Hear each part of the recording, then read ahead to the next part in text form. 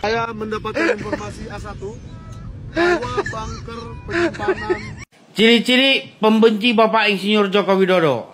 Selain binatang spesies apa ini? Spesies keledai. Selain itu rupanya ada lagi yang berbentuk ikan buntal. Iya, kita pikir badan besar, isi kepalanya luas. Gak taunya seperti drum. Ya, drum nampak besar kan? Iya, drum kosong. Inilah dia ini.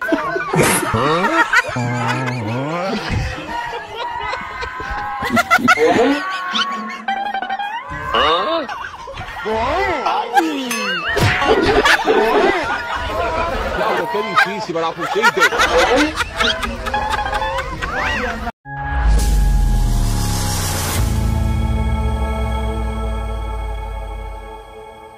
Assalamualaikum warahmatullahi wabarakatuh, saudara-saudaraku sebangsa dan setanah air. Dimanapun kalian berada, semoga kalian selalu dalam kondisi sehat walafiat ya. Berjumpa lagi dengan saya di Gaspol Update. Kami bukanlah buzzer pihak manapun. Kami hanya menyajikan keputusan ada di tangan Anda, teman-teman. Ini ada video yang menurut saya cukup menarik ya, yakni tentang si krisis moneter ya, alias si ahli digital forensik abal-abal yang mengaku jebolan Yamaguchi University, yang faktanya jebolan Yamapanci University. Gagal menyamar jadi ahli digital forensik jadi-jadian karena sudah terungkap ya kan, yang bersangkutan tidak lulus dari Yamaguchi University ya kan. Si Rismon kini menyamar jadi dokter saraf. Tiru-tiru si dokter mangkrak ya kan. Siapa lagi kalau bukan si tipu-tipu. Hai teman-teman, kebohonganmu menggunakan ijazah palsu terbongkar. Ahli digital forensik abal-abal, bukannya kau taubat ya, malah sekarang kau nyamar lagi jadi dokter. Selain itu teman-teman ya, juga ada kabar lanjutan tentang si maling panci yang baru datang dari Australia ya kan. Tidak seperti dugaan banyak netizen selama ini yang suudzon, termasuk diri saya, yang menyebut bahwa si panci ini kayaknya ke Australia itu dengan tujuan melarikan diri, mengikuti jejaknya Mbah Egy yang ke London. Ternyata enggak teman-teman ya. Si panci kembali lagi ke tanah air. Dan yang mengejutkan, dia disambut jutaan rakyat di bandara. Waduh. Emang beneran bang jutaan rakyat? Iya. Para keledung yang otaknya sering ketinggalan, tapi bukan jutaan. Bisa dihitung dengan jari, mungkin cuma 8 sampai 18 lah. Nah, bagaimanakah videonya dan bagaimanakah respon netizen? Mari kita tonton bersama, kemudian mari kita komentari bersama di bagian akhir video. Ini dia.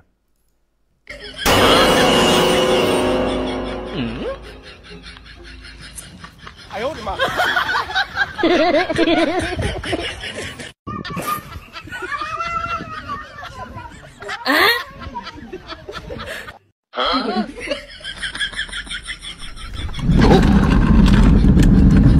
Ayo, di mana?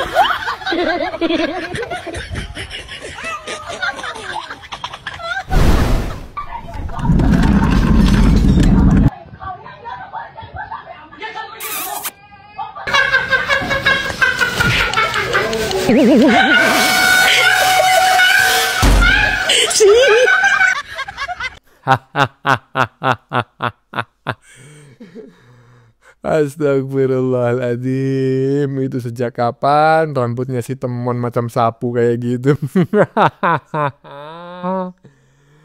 Aduh, gagal menyamar jadi ahli digital forensik ya kan, abal-abal karena ya kan orang Indonesia nggak sebodoh dia ya. Ditelusurilah ke Jepang ya melalui Joshua Sinambela dan teman-temannya dan juga konon oleh 2 penyidik yang langsung mendatangi Yamaguchi University. Ternyata ahli abal-abal ya. Dan setelah gagal menyamar sebagai ahli digital forensik, ternyata ini orang sekarang nyamar jadi dokter. Nyobain nyamar jadi dokter mangkrak, kayak si tiba-tiba. Lanjut. Saya mendapatkan informasi A1 bahwa bunker penyimpanan Ciri-ciri pembenci Bapak Insinyur Joko Widodo. Selain binatang spesies apa ini ya? Spesies keledai. Selain itu rupanya ada lagi yang berbentuk ikan buntal. Iya, kita pikir badan besar, isi kepalanya luas. Gak taunya, seperti drum. Ya, drum nampak besar kan?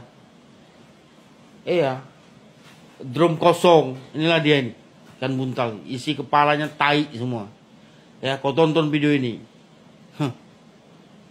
Jangan badan kau aja kau besari. Ya, kalau bisa isi kepala. Ya. Kau perluas, kau besarkan juga. Ya, mencakup kalau bisa di mancanegara. Manusia-manusia pukima nih. Ini yang ngomong.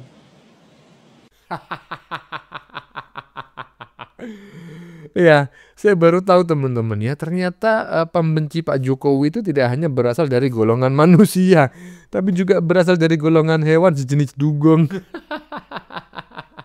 Kata netizen barusan, koclak. Jangan gitulah. Aduh, ada aja ya. Udahlah ya.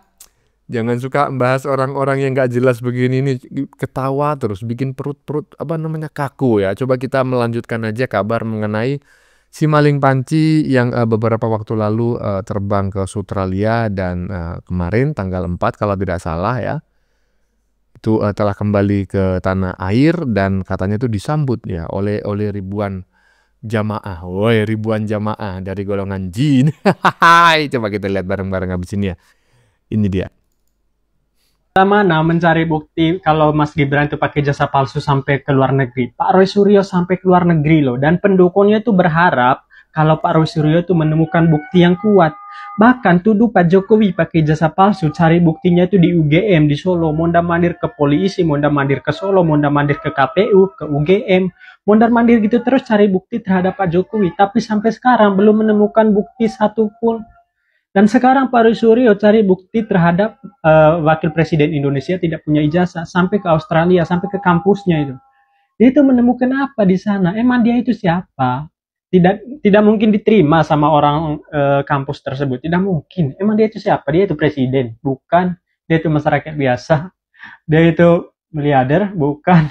Dia itu masyarakat biasa. Dia itu hanya cari uang dalam kasus ini. Coba kalian lihat, dia itu diundang sana sini itu. Dia itu mendapatkan uang, diundang ke TV, Metro TV itu dia itu mendapatkan uang, dia itu hanya cari uang guys. Jadi orang yang percaya Pak Roy Suryo jangan berharap kalau Pak Jokowi sama Mas Gibran itu masuk penjara, jangan berharap berlebihan lah ya. Kemungkinan Pak Roy Suryo yang segera akan pakai baju oranye. Nah, iya saya sependapat ya. Jangan pernah berharap Jokowi di penjara, jangan pernah berharap Gibran di penjara gitu kan, karena sebentar lagi kemungkinan besar ya justru si maling panci yang akan dipenjara ya kan, yang akan menggunakan rompi oren. Aduh, saya gak ngerti ya bagaimana pola pikirnya orang seperti ini gitu loh. Ke Australia hanya untuk mendapatkan salinan ijazah ya WNI yang pernah kuliah atau pernah bersekolah di UTS Insert. Coba bayangin. Hanya orang koplak yang melakukan hal seperti ini ya, buang-buang duit bro. Lanjut.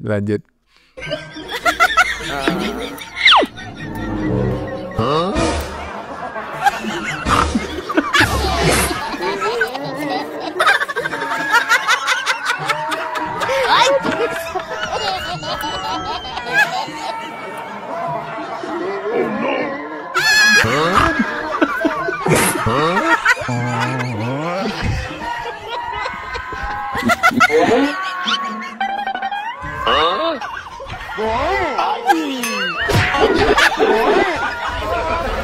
difícil para pusiste.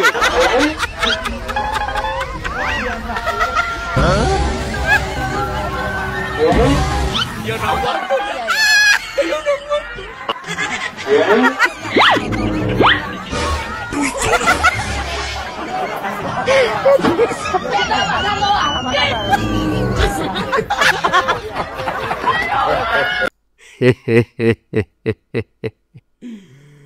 Aduh, saya heran ya orang-orang ini berkerudung ya, berhijab ya, busananya itu Islami lah seperti itu. Dan sepertinya mereka juga sedikit dalam tanda kutip garis keras begitu. Tapi kok tadi cipika-cipiki gitu loh dengan si maling panci. Apa mereka merasa bahwa si maling panci ini muhrim ya kan, muhrim mereka gitu loh.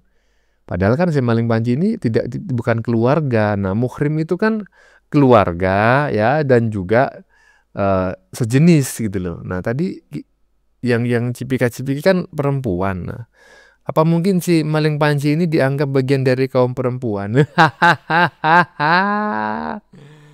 Aduh, katanya disambut oleh jutaan makhluk ya kan, makhluk tak kasat mata. Lanjut. Ada yang sudah nonton lelang buku di Australia? 200, no reaction, tidak ada reaksi. Wow. Roy, kenapa jauh-jauh jual ke Australia bukunya? Cobalah dari situasi itu, cobalah renungkan dirimu baik-baik. Apa alasan orang tidak membeli? Dan Anda jangan berpikir bahwa yang hadir itu orang-orang yang mendukung Anda. Jangan. Mereka itu kalau betul-betul mendukung Anda, apalagi mereka di Australia, Anda 1000 itu kecil bagi mereka. Yang kau pertanyakan kenapa mereka tidak berani membeli hanya dengan $1000. Itu berarti kehadiran mereka itu sedang menertawakan Anda, melayani Anda sebagai tamu lah di Australia, tamu dari negeri asalnya Indonesia. Roy, pulang.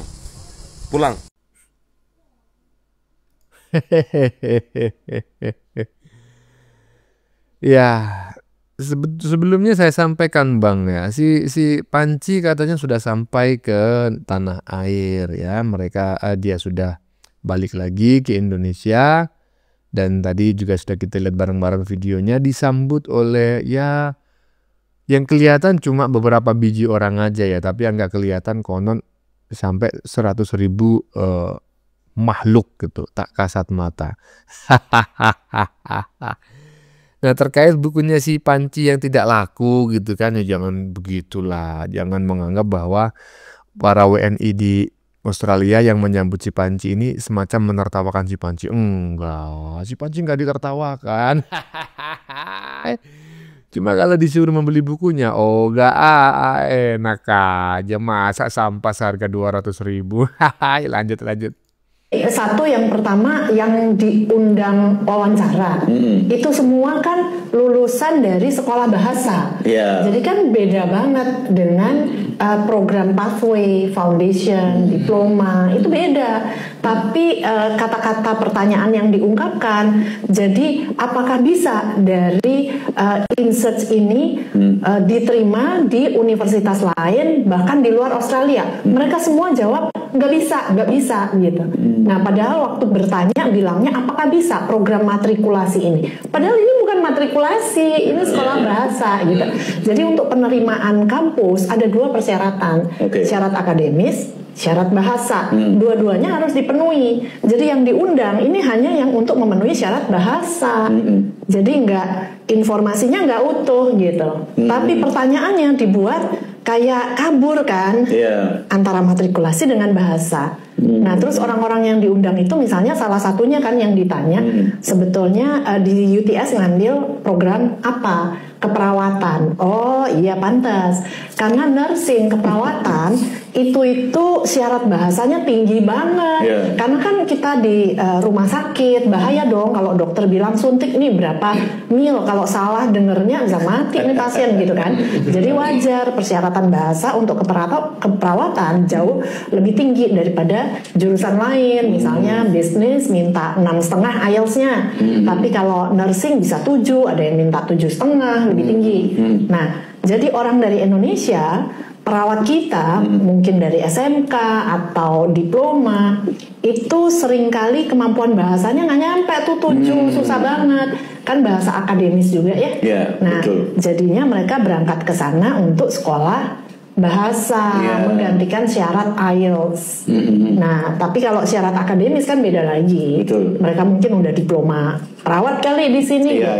Berarti UTS itu yang mereka framing kemarin itu lebih terjebak soal program yang berkaitan dengan bahasanya. Bahasa yang dibahas InSearch Language Center, karena InSearch itu punya language persiapan bahasa, tapi juga persiapan akademis yang pathway itu.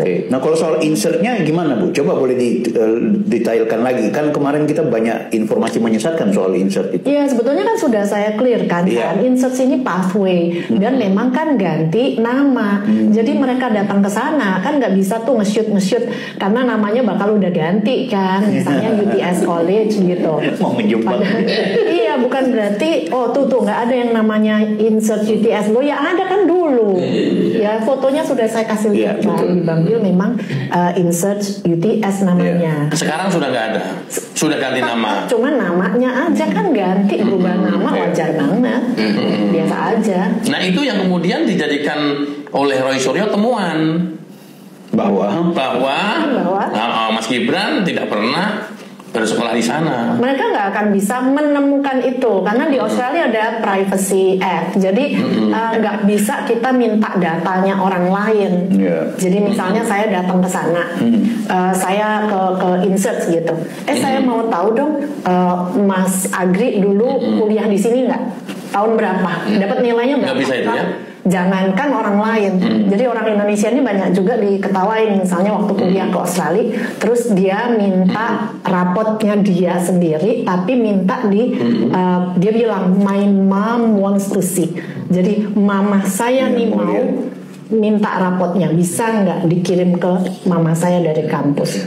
Kamu sudah 18 tahun, berarti itu punya kamu, kita nggak akan bisa kasih. Bahkan ke orang tuanya nggak boleh. Karena itu milik kamu. Kalau kamu mau kasih ke orang tua kamu, ya kamu aja yang kasih. Jadi nggak bisa, bahkan jadi mereka nggak akan bisa masuk ke kampus untuk minta data pribadi orang. Nggak akan bisa. Tapi kalau niatnya baik, sebetulnya udah di depannya kampus, kenapa nggak masuk? Saya orang tua mau mengkuliahkan anak saya dari mana? Secondary school misalnya. Jangan diajarin. Nanti masih ada di sana, nanti masuk seperti yang Ibu sarankan. Nah, kan saya masih memberi positive thinking kan. Kalau memang niatnya baik, tinggal masuk aja, tanya. Kalau dari secondary school misalnya, anak saya mau daftar ke sini, bisa nggak masuk? Setelah masuk foundation, bisa nggak anak saya nanti mendaftar ke universitas lain di luar negeri? Kalau berani nanya silakan. Enggak Bu, kalau itu yang dilakukan oleh Roy Suryo akan mendapatkan jawaban yang objektif, akan mendapatkan jawaban yang benar. Itu yang tidak diinginkan oleh Roy Suryo. Dia punya kemauan. Ini supaya tahu ya para kaum keledung ini, kalian mesti cerdas dikit aja. Gitu ya nggak gila-gila. Nah, ya saya sepakat ya dengan apa yang disampaikan oleh oleh Bung Agri Fanani gitu ya, agar Ibu Inalim ini jangan terlalu mengumbar banyak hal ya terkait pendidikan di Australia, terutama di UTS Insert gitu loh. Seperti yang disampaikan tadi, ya seharusnya itu datang ke UTS Insert dan bertanya ya bahwa saya akan menyekolahkan anak saya di sini, ya pura-pura lah gitu kan. Nah kira-kira gimana gitu loh jawabannya ya, kalau memang bertujuan benar-benar mengungkap kebenaran ijazah Gibran kan seperti itu.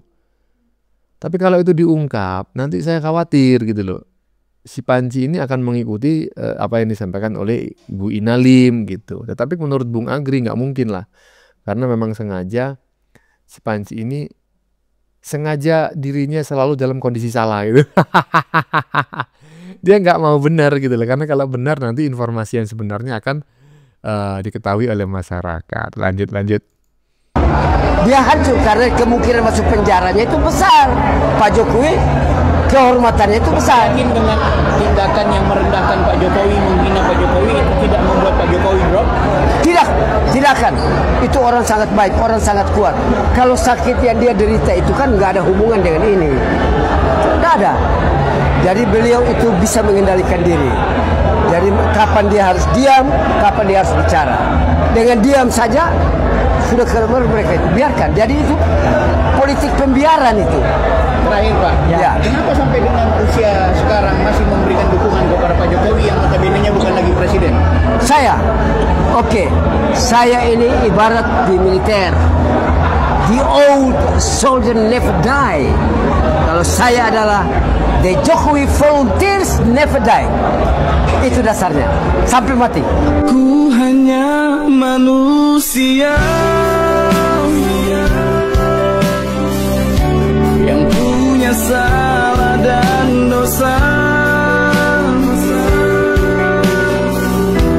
Bukan malaikat surga yang selalu buatmu bahagia. Halo, Roy Suryo. Kemana kamu? Makin kelihatan belangnya bahwa yang di belakang Anda itu adalah orang besar. Jadi tidak salah perkiraan Pak Jokowi selama ini bahwa ada orang besar di belakang Anda. Anda bola-balik ke Australia itu butuh uang. Dari mana uangmu? Hai Roy dan teman-temannya, tidak perlu Anda mengecek. Harus percaya kepada Kementerian Pendidikan yang sudah melegalisir dan menyelarakan ijazah Gibran. Anda terlalu capek untuk urusan itu. Dan sebentar lagi Anda akan menjadi tersangka. Itu yang paling penting. Sebagai warga negara yang baik, yang taat hukum, ikuti aturan itu. Hai Rosario CS, selamat menjadi tersangka.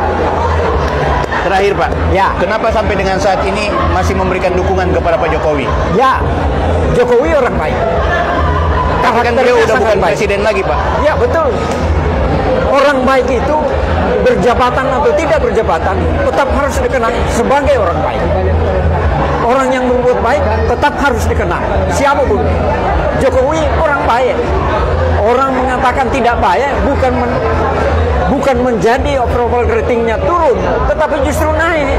Ini menandakan bahwa hal-hal yang dilakukan teman-teman Roy CS dan yang lain-lain itu yang menjelek-jelekan Jokowi, hentikan itu. Kalau tidak mau melihat Pak Jokowi semakin naik approval ratingnya. Bahkan kalau konstitusi memungkinkan dan Pak Prabowo berani melakukan perubahan yang radikal tentang perubahan Undang-Undang Dasar 45, tidak menutup kemungkinan Jokowi kembali menjadi presiden. Itu harapan Bapak ya? Iya betul, itu harapan. Apakah bisa dipastikan kalau misalnya ada kemungkinan Wis Jokowi kembali menjadi presiden. Nah, nggak ikut komentar saya ya, takut. Takut apa Bang? Takut ada yang kelojotan ya, takut ada yang stroke massal. Jokowi menjadi presiden 2 periode aja udah bingung semua itu ya kan, apalagi nanti Jokowi setelah istirahat 1 periode kemudian mencalonkan diri lagi sebagai presiden kalau memang konstitusi memperbolehkan, terus jadi lagi. Aduh, saya khawatir ya, racun tikus di warung-warung itu habis semua diborong oleh ternak kebo dan juga ternak onta. Bagaimana menurut kalian? Keputusan ada di tangan Anda. Silakan tulis di kolom komentar baik Anda yang setuju maupun yang tidak setuju dengan isi konten ini. Sebelumnya saya mohon maaf ya jika dalam penyajian konten ini ada kata-kata yang menyinggung, kurang tepat penggunaannya, atau ada data yang dianggap keliru atau salah. Saya memohon maaf yang sebesar-besarnya. Kita jumpa lagi di lain video. Salam NKRI.